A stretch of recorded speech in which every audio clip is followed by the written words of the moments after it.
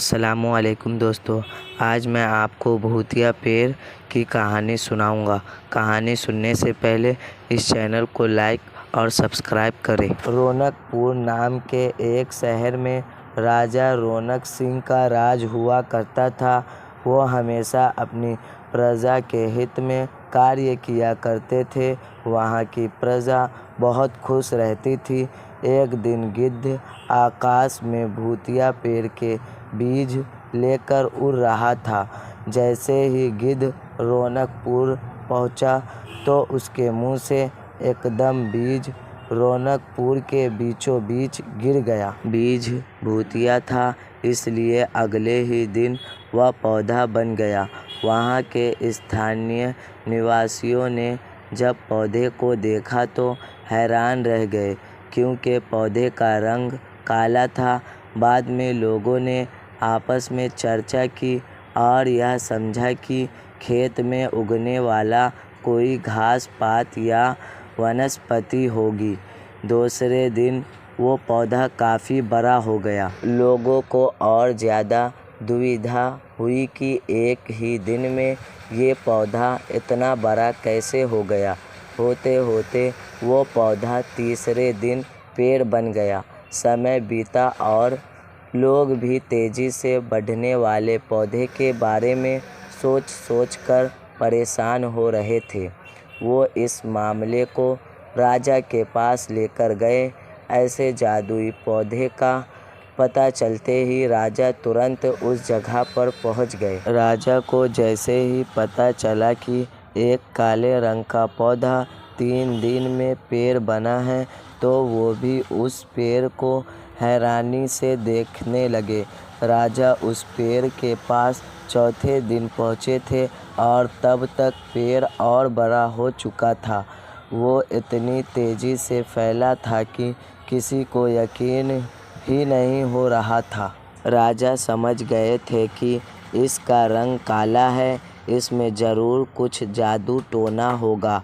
इसी सोच के साथ राजा ने घोषणा कर दी कि जो भी इस पेड़ को ख़त्म करेगा उसे वो इनाम के तौर पर 1000 सोने के सिक्के देंगे।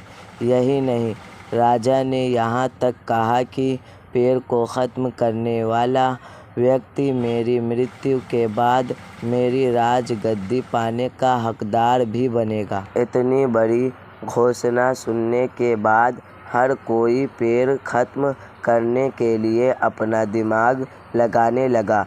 राजा के सारे चतुर मंत्रियों ने भी तरकीब लगाई, लेकिन पेड़ को कोई भी नष्ट नहीं कर पाया।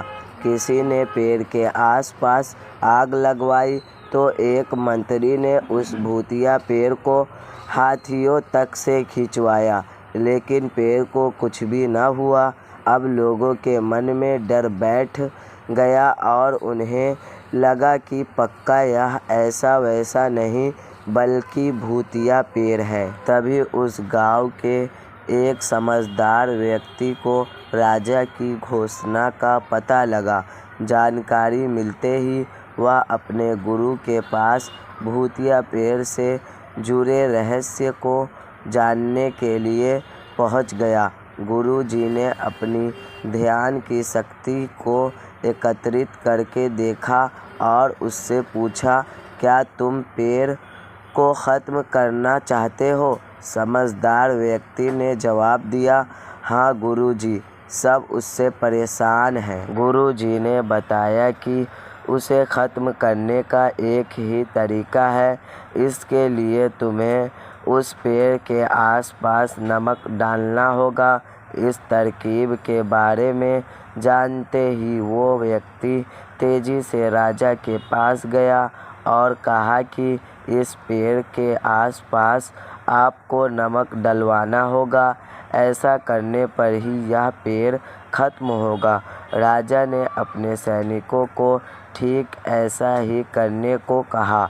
सैनिकों ने मिलकर पेड़ के चारों ओर खूब सारा नमक डाल दिया। नमक डालने के एक दिन बाद ही पेड़ का आकार कुछ कम हुआ।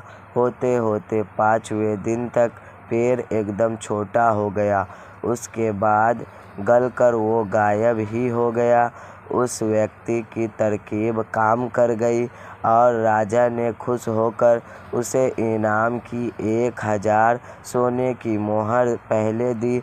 उसके बाद एक पत्र दिया जिसमें लिखा था कि वो राजा के मरने के बाद उनकी गद्दी को संभालेगा। वो समझदार व्यक्ति खुश होकर अपने घर चला गया। कहानी से सीख: ऐसी कोई मुसीबत नहीं होती जिसका समाधान न किया जा सके। ज़रूरत है तो बस धैर्य और समझदारी की। ऐसी और कहानी सुनने के लिए please like and subscribe this channel. Subscribe.